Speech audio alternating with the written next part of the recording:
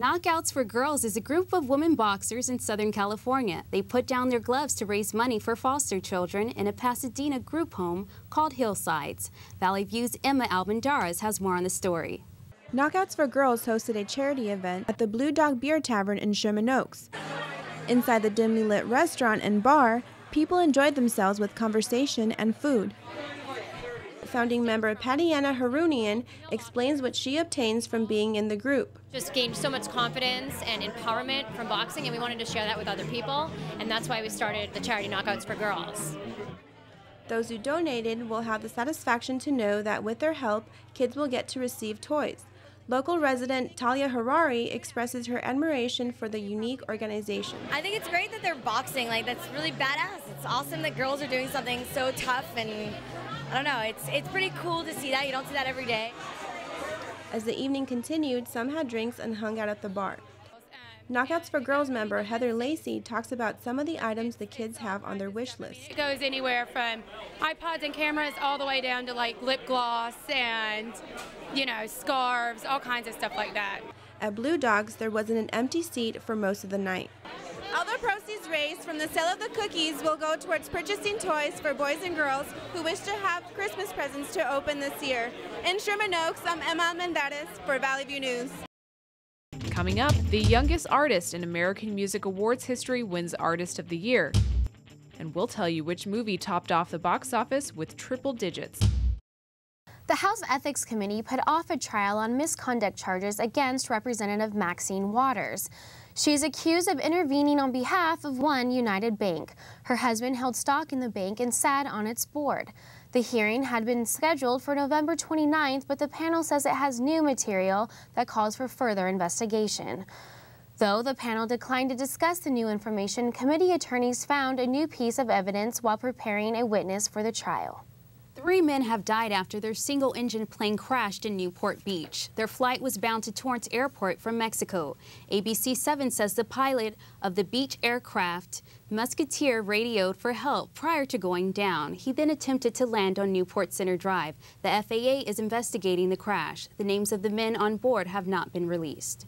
Rescuers are losing hope that there could be any survivors after a blast at a New Zealand mine left 29 people missing. 2 men have made it out alive. The trapped miners have not been heard from since the explosion tore through the Pike River mine. Officials say the rescuers were unable to go around because of dangerous gases in the mine. Emergency crews have been racing to finish drilling a small hole through the mine shaft to get a clearer picture of conditions in the pit.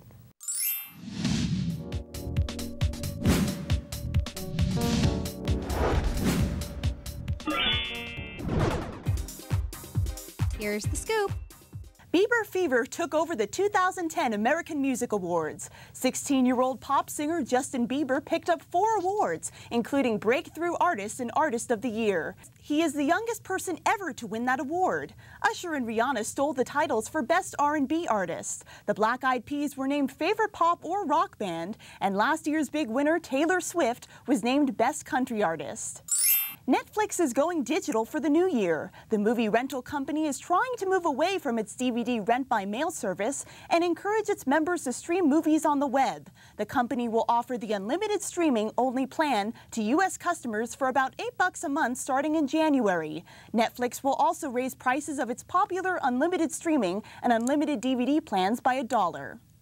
Celebrities will now have to prove their skills in the skating rink. A new reality TV show, Skating with the Stars, is coming to ABC. It's like Dancing with the Stars, but instead of dancing, they will be skating, either with roller skates or ice skates. Each contestant will be paired with a professional to perform ice and roller skating routines. They will be graded on both technical merit and artistic expression. The cast includes Bethany Frankel from The Real Housewives of New York, skier Johnny Mosley, and actor Brian Michael Smith from the Disney Channel.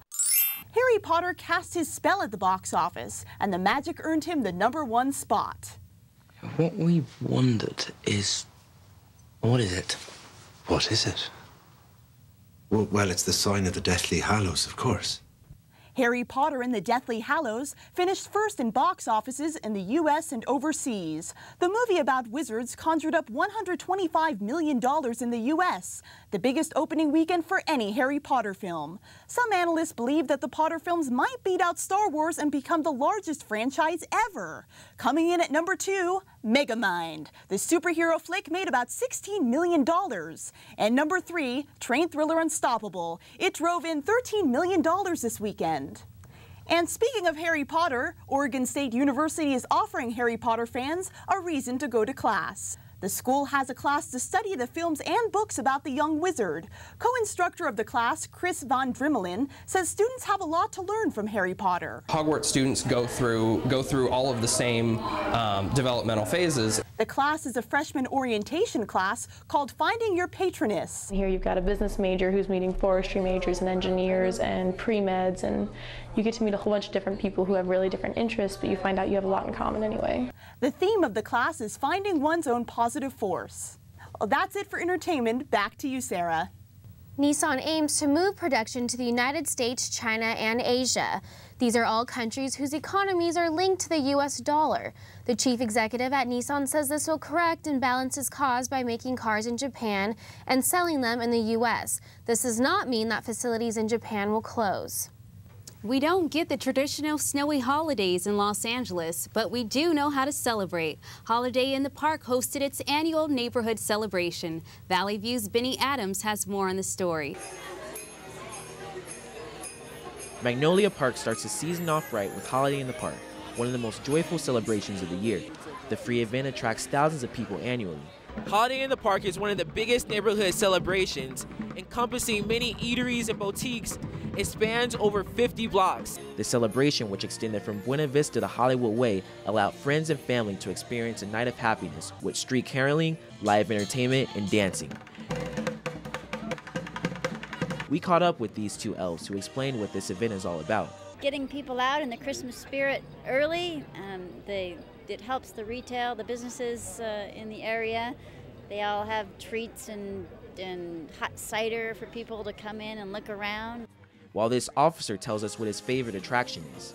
I like the caroling truck that goes up and down. I think that's kind of neat. Food and drinks were provided to everyone, while Elmo and Frosty the Snowman showed their holiday spirit. However, one particular Scrooge was not as merry as everyone else. Bah! Humbug! Ha!